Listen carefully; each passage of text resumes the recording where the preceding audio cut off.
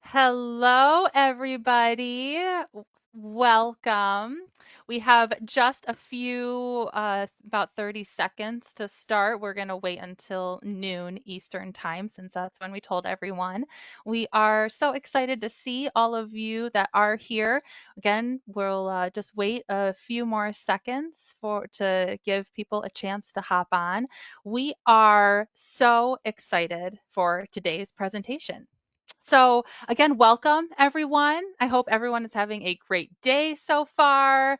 We are so grateful that you have decided to spend a little part of your day with us to learn about this important yet often overlooked policy that your nonprofit may need. We know how busy this time of year can be, so we're here to make this session worth your while. We've packed it with strategies and actionable tips to help you make the most out of your investment policy statement. So, before you start checking emails or thinking about that thing that you need that you're going to do after, give yourself permission to listen and learn during this hour. Remember, keeping your IPS up to date is also an important task on your to do list. So today, we're going to help you do just that. All right, let's go ahead and look at our agenda. So, first, we are going to kick things off today with a warm welcome and a few housekeeping notes. That's coming up next. Then we're going to talk about why an investment policy statement is more than just a policy. It's your guiding light in managing your nonprofit's investments. Next, we'll walk through the steps of building a rock solid IPS that aligns with your organization's mission and goals. After that, we're going to discuss how to keep your IPS alive and compliant because there is no point in having a policy that just sits on a shelf and gathers dust and doesn't do anything. Then we're going to talk about leveraging your IPS in fundraising. We'll explore practical tips on how you can use your investment policy statement to enhance transparency, build donor confidence, and ultimately raise more funds for your organization. Finally, we'll wrap up with a Q&A session at the end. So if you have any burning questions, we've got answers for you. Don't you worry. All right, so some housekeeping notes for us today. This session is being recorded, so don't worry. The recording will be shared after the end of the presentation with you via email. So if you miss anything, don't worry, you can go back in and watch it. As I mentioned before, we will have a question and answer session at the end of today's webinar. So please feel free to submit your questions in the Q&A section and throughout the presentation as you think of them. We had a little issue with our settings, so you'll notice that there's a place to type questions, but the traditional comment section doesn't allow you to leave comments. We apologize for that. Please just put all comments and questions and engagements, compliments if you want to make our day, brighten our day. You can leave just anything you want to note in the Q&A section, and our team can see them and we will address that. All right, it is going to be an insightful session, and I'm excited to dive in with you all. So let's go ahead and review today's goal. Hi everyone, my name is Mindy Mackey. Thank you for joining us here today, and thank you, Megan, for getting us started. So just pausing for a moment to think about our goal today, which is to empower you to build and leverage a robust IPS to help your organization thrive. At Carnegie, we've been serving nonprofits for 50 years. However, in the last 5 years, we've heard from a lot of nonprofits that they feel overlooked and underserved. So after a lot of listening and learning, we've developed a specialized team dedicated to serving nonprofits. And in doing so, we have developed a suite of value-added services that go beyond our traditional investment management services. One of those benefits is what we're doing here today and providing free education and insights around topics that can help you improve and elevate your organization financially over time. So with that, let's do a brief introduction of our hosts. First, we have Carey, who is our mastermind behind nonprofit investing. He is a portfolio manager at Carnegie Investment Council. He has a deep understanding of the financial markets and the nonprofit sector. He provides strategic guidance to help your organization achieve their mission and financially thrive. Megan Lencoski is also here with us today. She is Carnegie's nonprofit development specialist. She's been working in fundraising for over 10 years, and she helps nonprofits grow their revenue and make a greater impact. Today, she will share her insights and practical advice around how to apply fundraising strategies to your investment policy statement.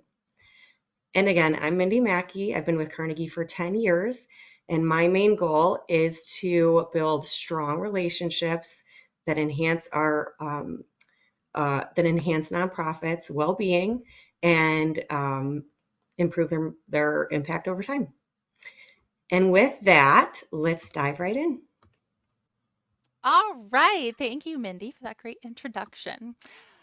So before we get started, before we dive deeper, everyone, I'd love to get a sense of where you currently stand with your organization and your investment policy statement. So take a moment and think about your organization's current status. Are you one of the few who can proudly say, yes, I have an IPS and it's a masterpiece? If that is you, kudos to you because that is no small feat and not all organizations are there yet. So be proud of yourself and use this time to enhance what you've already built. Or maybe you're in the boat where, yes, you have an IPS, but it's gathering a little bit of dust and could use some updating. Well, don't worry, you are not alone. And today's session will give you the motivation to dust it off and the next steps to take. Perhaps this is still on your to-do list and you're thinking, no, I'm not there yet, but it's on our radar. That is a great start. We're here to help you get started and get it done. And don't worry, it's okay if you're sitting there thinking, Megan, I signed up for this webinar because I don't even know what an investment policy statement is.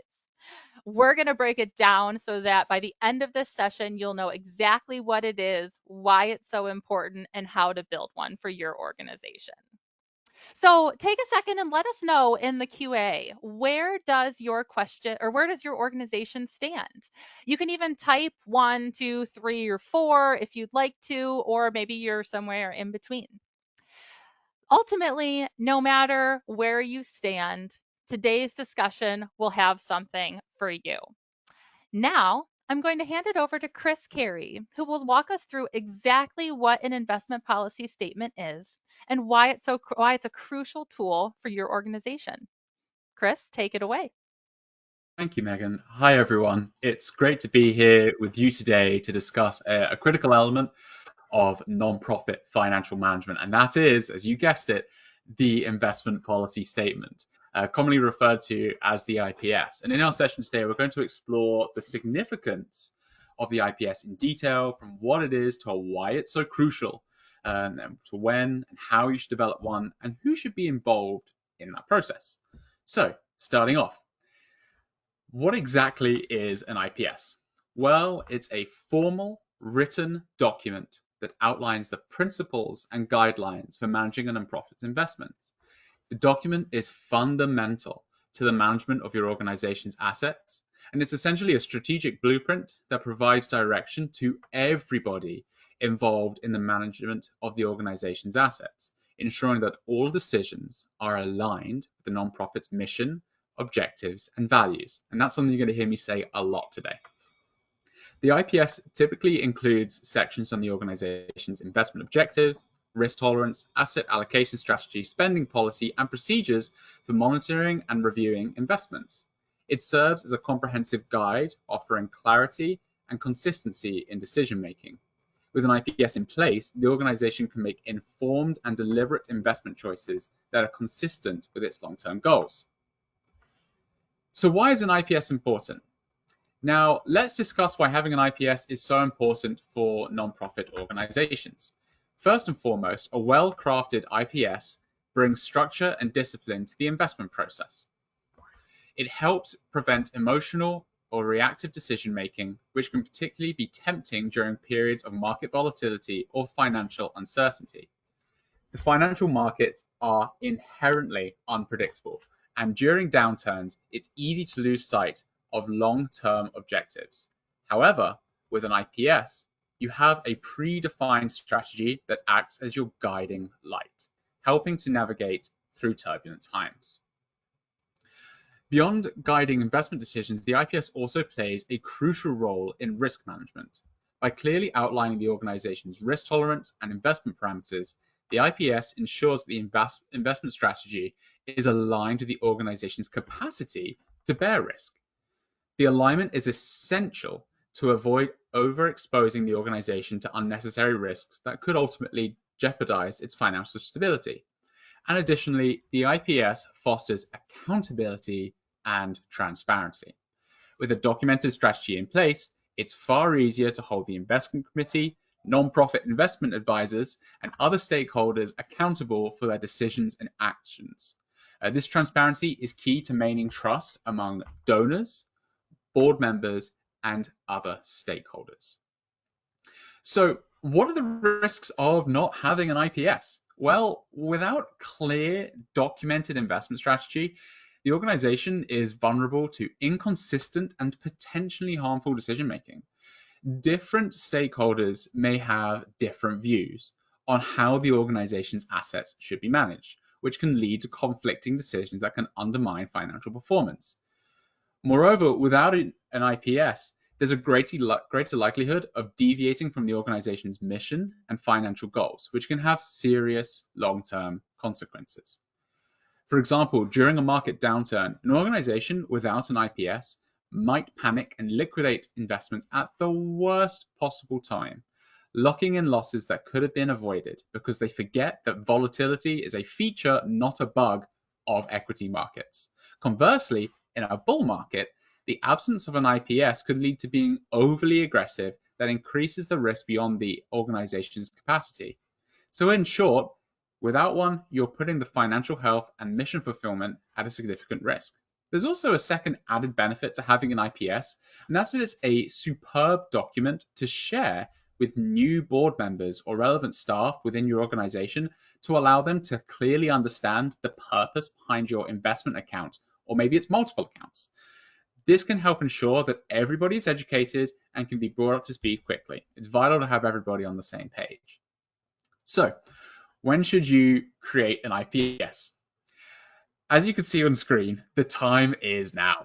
Ideally, an IPS should be established as soon as the organization begins to think about managing investments. Even if the nonprofit only has a modest endowment or fund, having an IPS is crucial for ensuring that these funds are managed prudently and in alignment with the organization's mission. For established organizations that might not have one, it's never too late to develop one.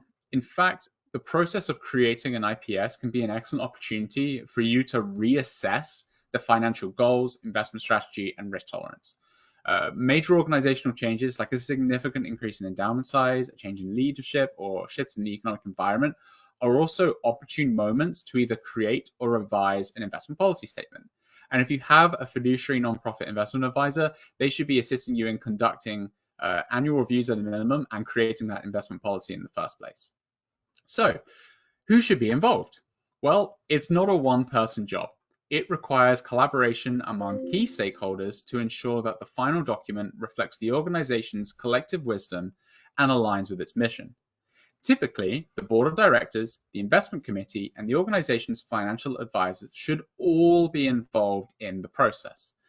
The board of directors provides strategic oversight, ensuring that the IPS aligns with the nonprofit's overall mission and goals.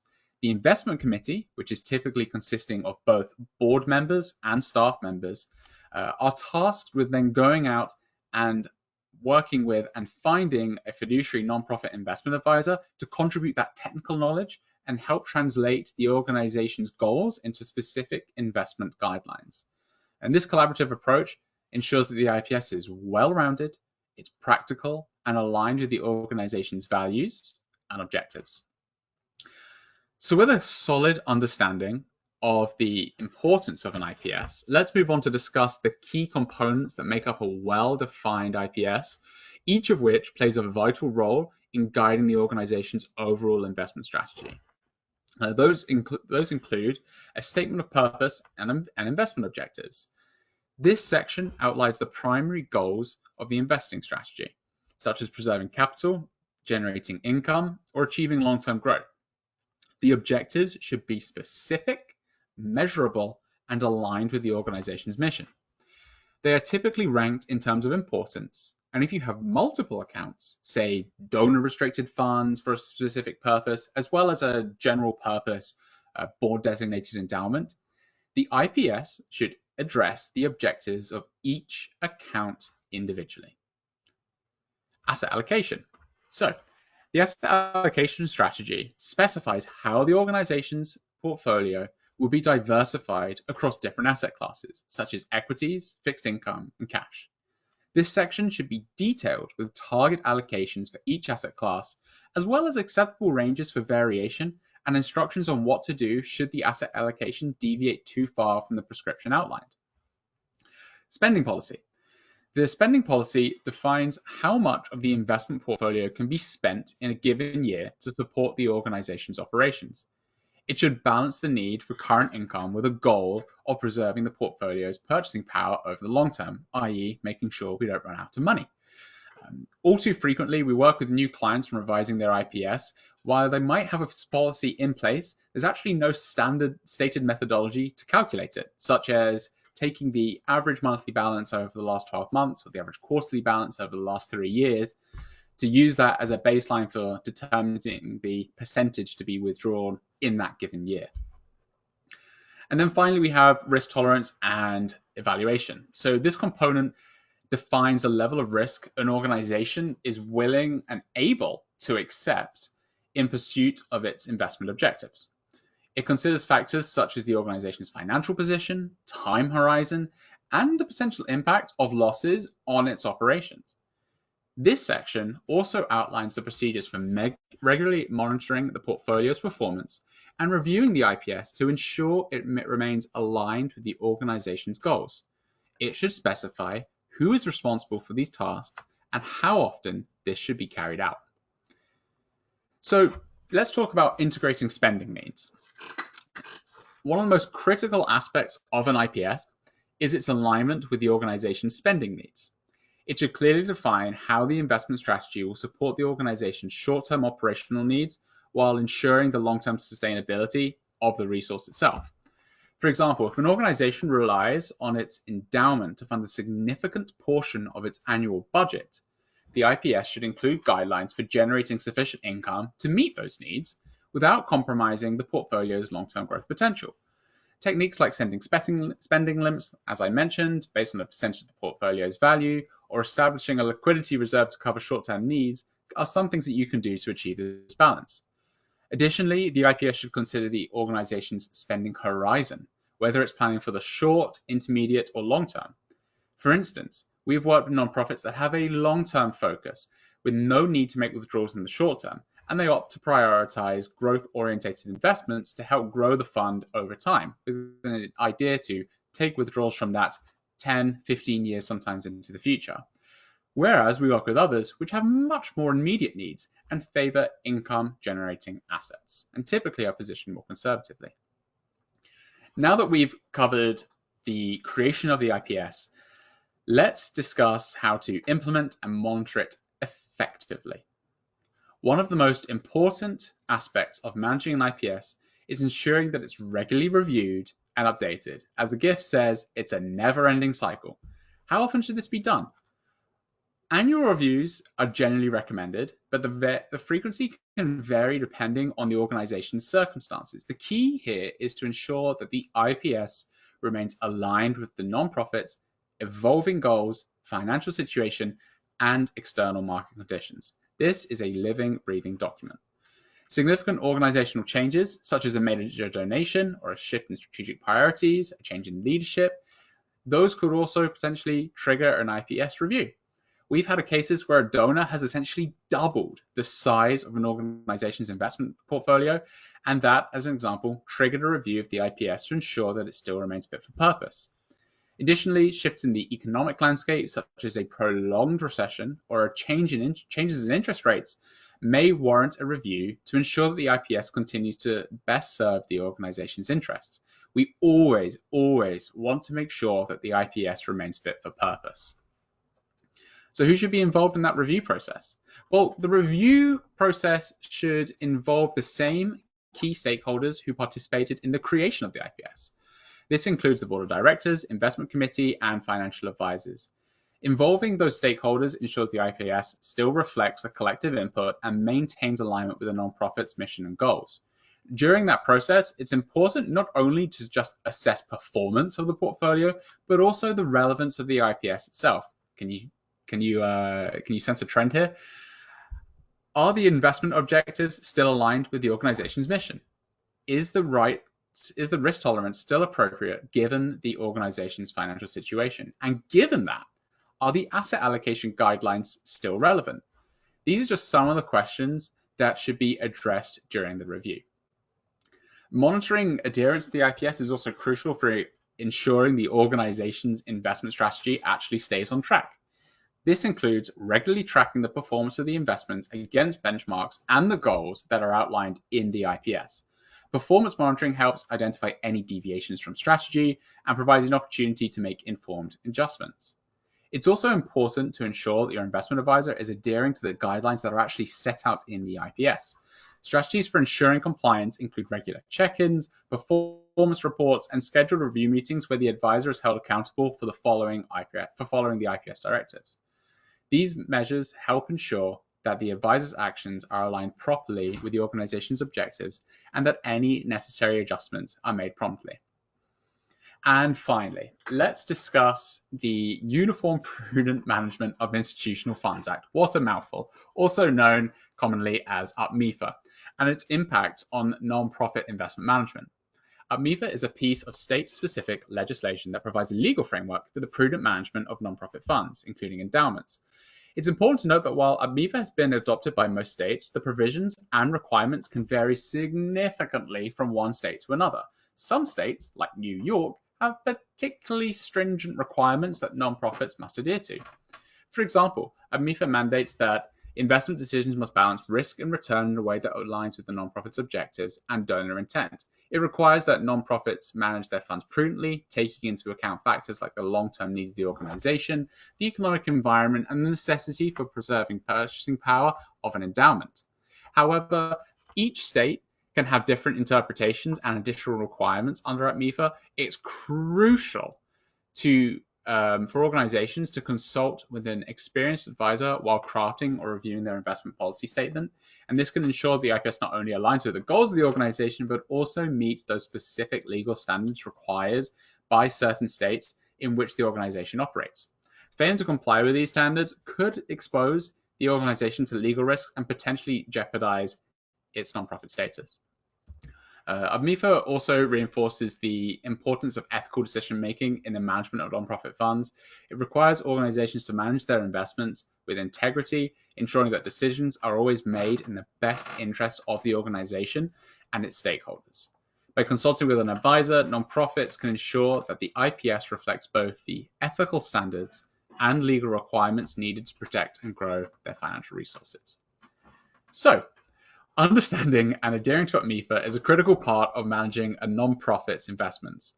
A well-crafted IPS aligned with state-specific guidelines serves as a strategic tool that can guide nonprofits in managing their financial resources effectively and prudently. And with that, thanks for listening, and I'm going to turn it back over to Megan. Well, thank you, Chris, so much. Take a breath. That was a lot of information, and we really appreciate you sharing your expertise with everyone. All right, so we have reviewed how once it's built, your investment policy statement will guide your nonprofits profits investments in the background. Now, let's talk about how you can put it to work for your organization in another way, because you've already done the hard part, creating the IPS. So why not make it a tool that also can help you strengthen donor relationships? So there are a few key ways that your IPS can do this. First, it enhances donor confidence. Your IPS can be used as a tool to reassure donors that their contributions are being managed with care and wisdom. It's a way to just another way to show them that your organization is making thoughtful, strategic decisions and that you're always thinking about the future. Second, it promotes transparency. By sharing your IPS, you give donors insight into your financial strategies. And just like with any relationship, this openness helps to build trust and it makes your supporters feel confident that their donations are contributing to a stable long term impact. Then there's communicating financial stability. Your investment policy statement demonstrates that your organization has a clear strategic plan for managing and growing its resources. When donors see this, they're reassured that their contributions are in safe hands. Finally, your IPS helps to showcase accountability. Highlighting the guidelines and procedures in your IPS assures donors that their gifts are being managed ethically and responsibly. And compliance with standards like UPMIFA even further boosts your organization's credibility. Now, I get it. This can feel like a lot of work, but it is worth it. You've already laid the groundwork, so let's maximize that impact, shall we? So you may be thinking, okay, Megan, this is a long technical document that some people may find boring. Nobody on this call, however, but other people, they may find this boring. How do I actually use it in my fundraising? Well, don't worry, I've got you covered. Let's break it down into a few actionable steps for you. So let's start with talking about nurturing your individual donors, which are my first 2 points on this slide. There are going to be two types of donors.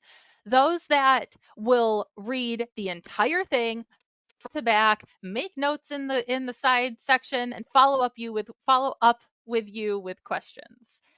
And then you will have donors that are really just appreciate seeing that you have one. And it adds that reassurance knowing that you have that investment policy statement.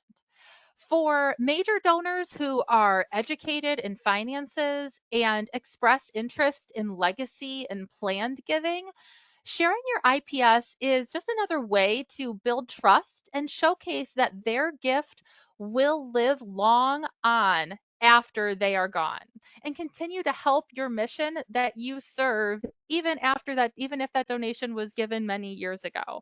This is very very valuable to that group of donors who are focused on legacy and planned giving.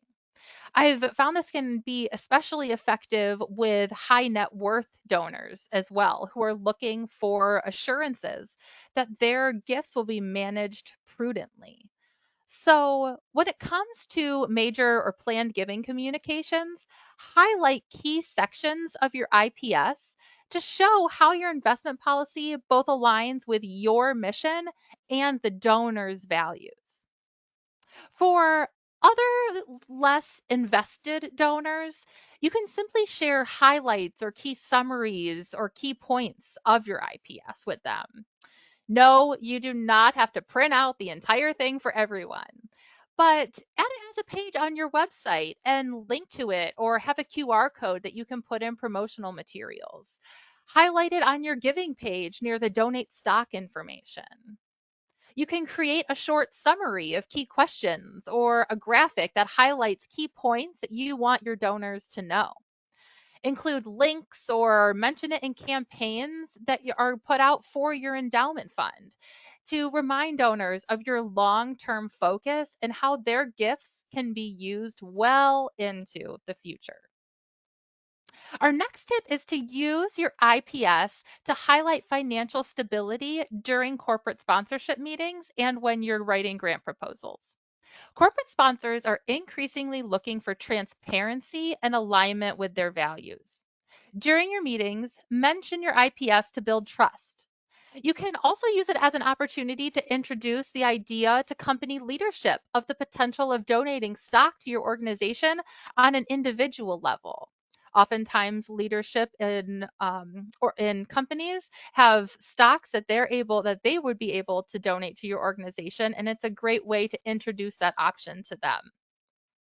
Now for grants. Does anybody else love the grant questions that normally come in this order? One, why do you need funding from us? Followed by two, if we don't give you the money, where will you get it from? Then, lastly, if we choose to fund you, how will you continue to fund this program after the grant period ends into perpetuity? I always felt like I had to prove first that I had no money, then prove that I actually had some other resources to fund my program, but I don't know, I'm just bored and love filling in grant proposals, so decided to ask the funder. And then lastly, state how actually I'm fully flush with money and don't need anything from you. Now, of course, that is an oversimplification of what they want to know. These questions are meant to shed light on the status of the organization's funds and ensure that the investment that they are making in your organization is both necessary and sustainable. They want to understand that the balance that you're trying to strike ne- between needing to support or launch or support a critical program and also having a solid plan in place to ensure that your program's long-term success. So essentially, they're looking for assurance that their grant will be used effectively now and that the impact of their contribution will last well beyond the grant period. So while these questions can feel a bit contradictory, they're really about assessing your organization's financial health and strategic planning. And this is where a strong investment policy statement can help. It not only helps you answer these questions with confidence, but it also shows that you have a thoughtful long term strategy in place to manage and grow your resources. That's the kind of reassurance that funders are looking for. So, when word count or attachments allow, mention or include your IPS in your grant proposal to showcase that you are invested in being around for the long term and that you are good stewards of your money. When potential funders see that your organization is financially sound and has a strategic investment plan, it can give you a big edge over the competition who may not look like they're going to make it through another year. And our last tip for using your IPS to leverage in fundraising is to remember to engage your board members in discussions about the IPS. Chris mentioned this earlier as well, but this not only empowers them to be part of the leadership and the strategic plan of your organization, it educates them on the different ways that there are to support your organization. A reminder, your board members are your biggest supporters. So make sure that they are educated and know about all the different ways there are to support your organization. This also plants a seed and can inspire them in their mind and can inspire them to be ambassadors for your organization within their own network. How great would that be if you had discussions with every board member and educated them on the benefits of donating stock for both the donor and the nonprofit? And then even if those board members didn't donate, if each of them identified one person in their network that could benefit from that, that discussion would have a large return on investment for your organization. So, by doing all of these things, you're turning what might seem like just another policy document that we have to create into a tool for building trust and securing more funding for your cause. It's about working smarter, not harder. And really, around here, we love that. We're all about it. All right. So, what are your next steps? Start drafting or updating your IPS. Now, as you've seen today, navigating your investment policy statement can be a bit complex, but it is essential for the financial health and transparency of your organization. If you work with an investment advisor or legal team, now is a great time to reach out to them.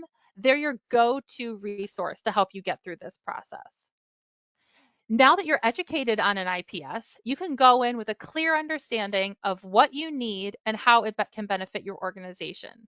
You're equipped to have informed discussions, ask the right questions, and ensure that your IPS aligns with your mission and long term goals. Now, if you feel like you need more personalized support with your investment management or want to discuss any specific questions, we are here for you.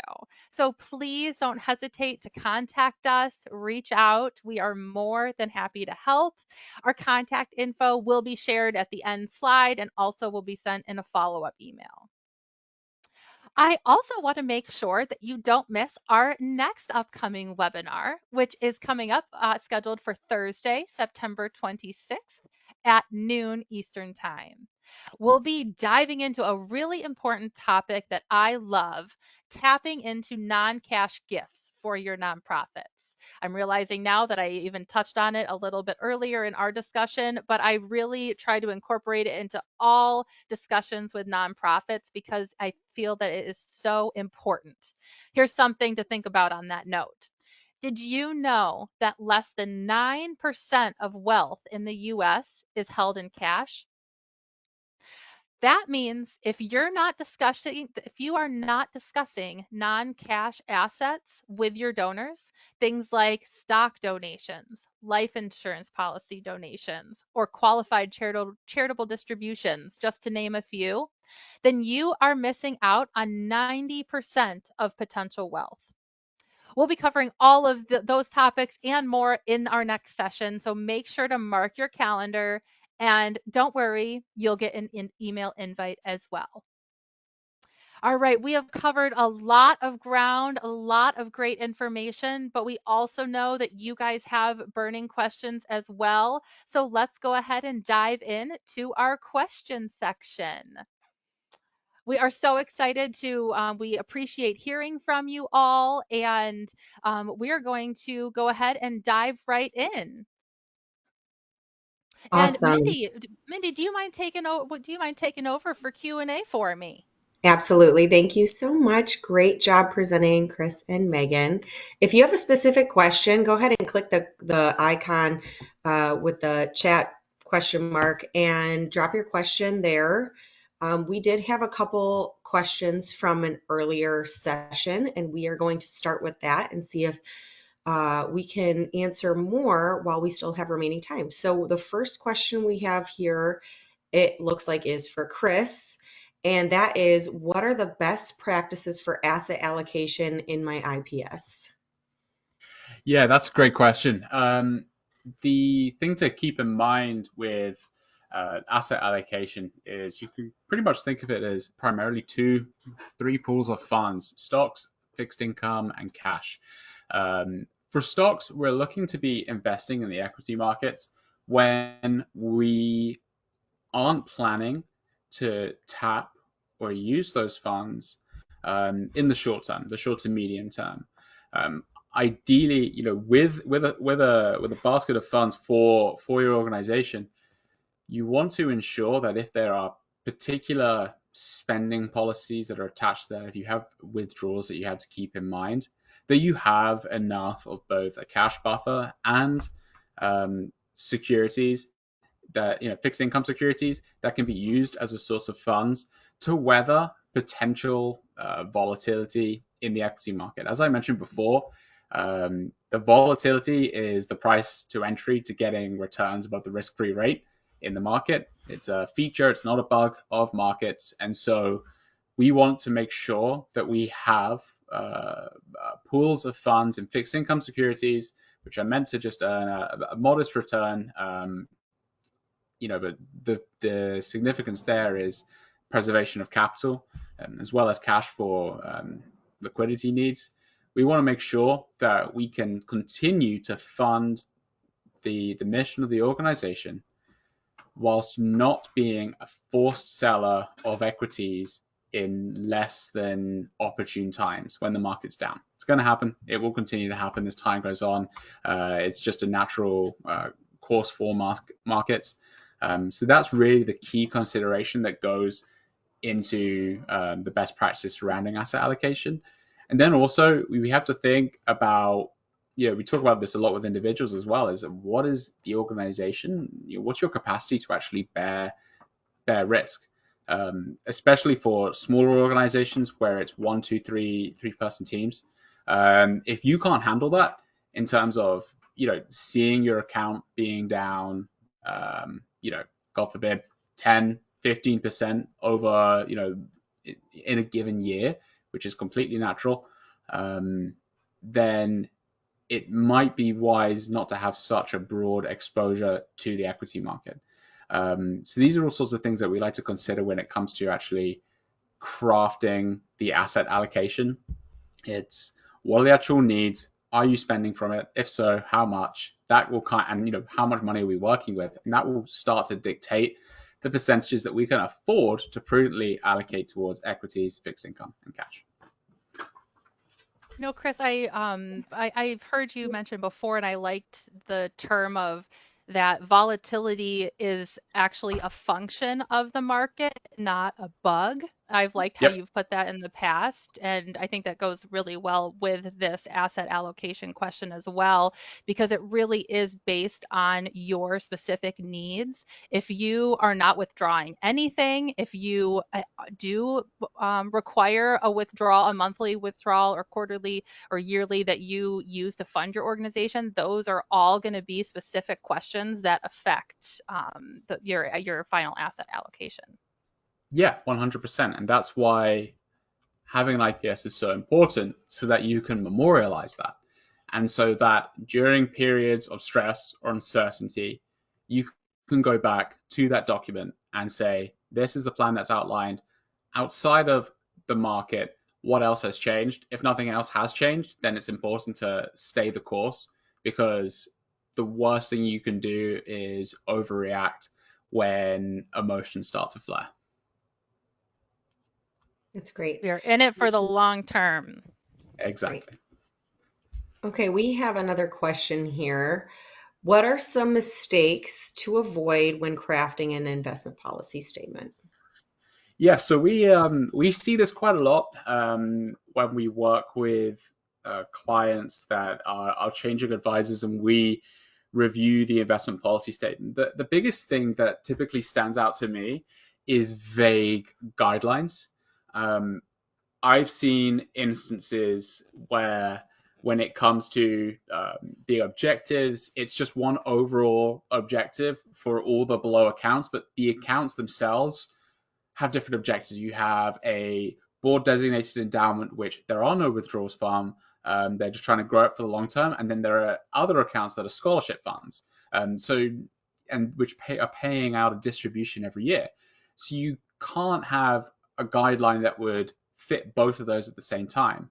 I've also seen, in terms of risk tolerance, it genuinely said non-specified, or for an objective, just saying growth with income, but not actually talking, okay, what sort of level of income are we looking for? What's our capacity, to be invested in growth assets? So I'd say that is probably the biggest one. Another one that I see is misalignment with goals.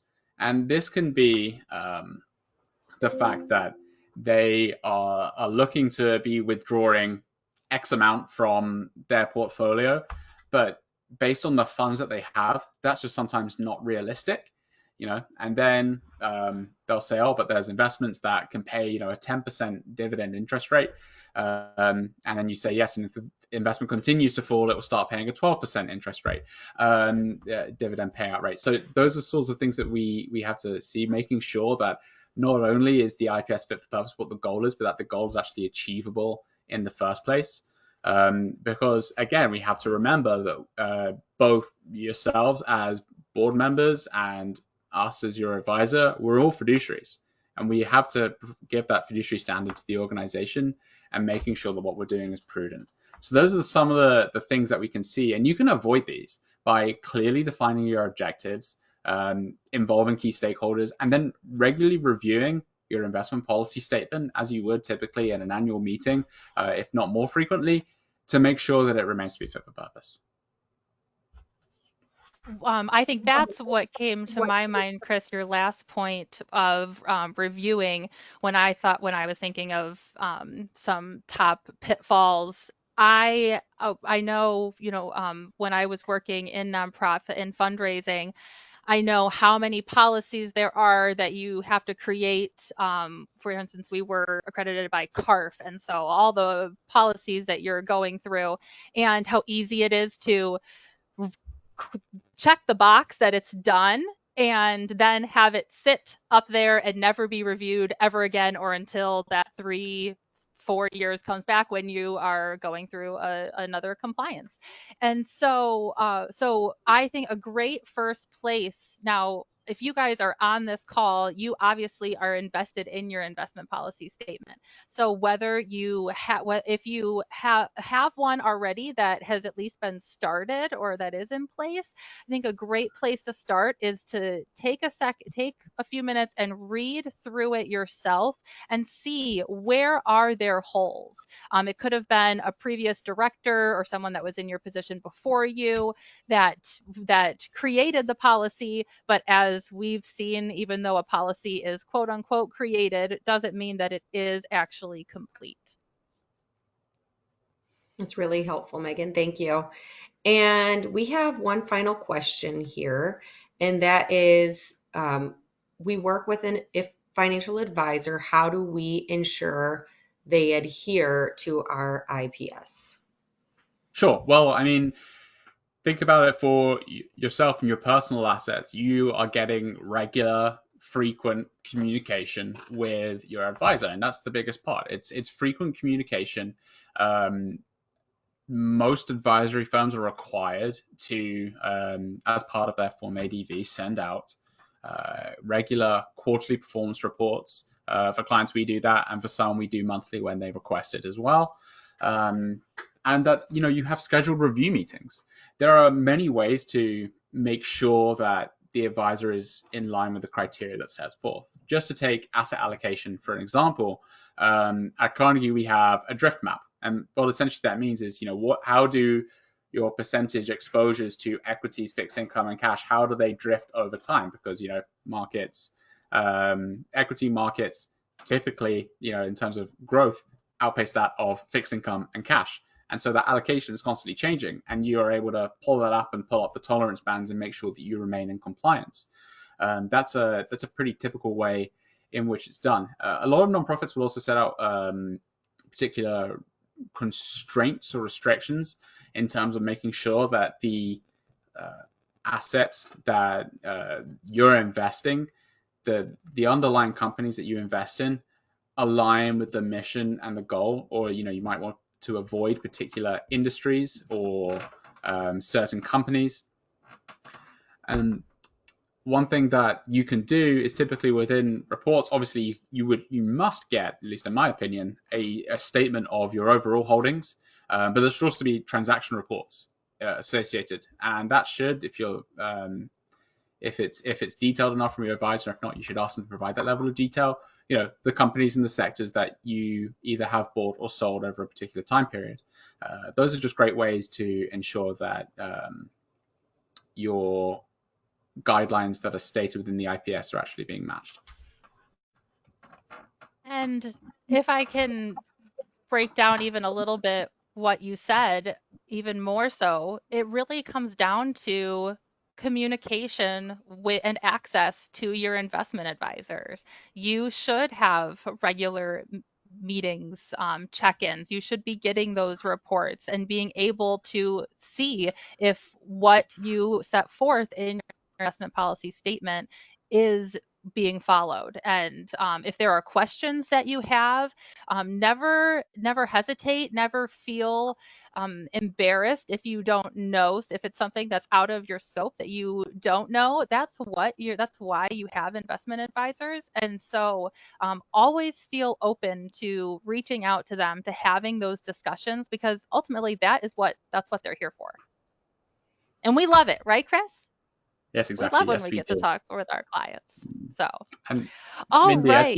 Oh, I was going to say, as you said, one last question. We actually did have one come in from Betsy, and she wrote, "How does a board designated endowment for a small organization work into the IPS?"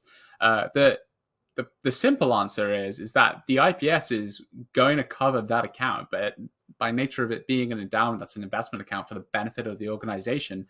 That uh, that account in and of itself should have an investment policy that is attached to it.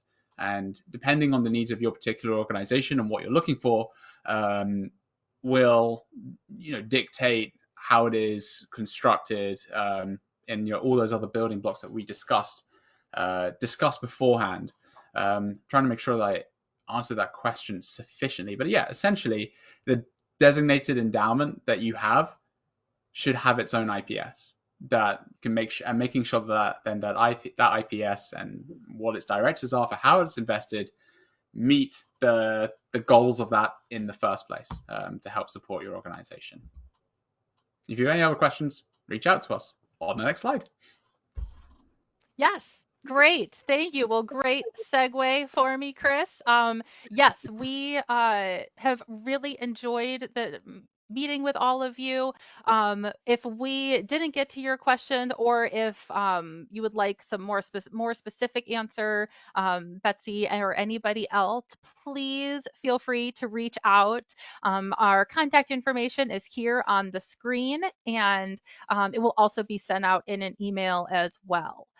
So, I hope that you found a lot of valuable information in our presentation, and that you're leaving with some ideas on how to build out your IPS and update it to guide your nonprofit's finances. Remember, again, we are here to support you. And so please don't hesitate to reach out if you have any further questions or need any additional guidance. And don't forget to mark your calendars for our next webinar on September 26th at noon Eastern Time, where we will dive into the power of non cash gifts for your nonprofit. It's really one of the biggest opportunities that we see in fundraising for nonprofits. All right. On behalf of everyone at Carnegie Investment Council and us at the Carnegie Nonprofit Team, thank you again for giving us your time today. We look forward to continuing the conversation and helping your organization achieve its goals. So, we are going to give you a few minutes back in your day, and I hope you have a great rest of your day. Thanks, everyone. Bye bye. Thank you.